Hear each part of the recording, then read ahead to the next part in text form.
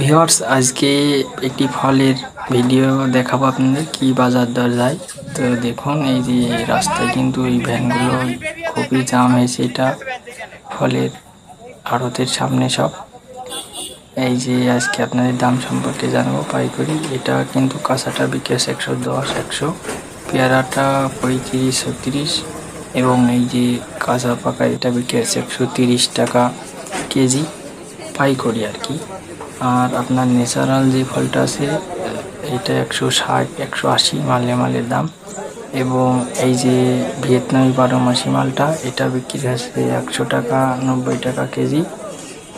এবং এরপরে আপনারা যে পয়সা মালটা দেখতে পাচ্ছেন, এটা বিক্রি হচ্ছে 40-45 টাকা কেজি। তো এই যে এই আড়তে আসবেন, আপনারা পেয়ে যাবেন এরকম সুন্দর সুন্দর মাল। এবং সর্বশেষ এই যে কাটিমো নাম দেখতে পাচ্ছেন 12 মাসি, এগুলো 200 থেকে 220 টাকা কেজি বিক্রি হচ্ছে পাইকারি।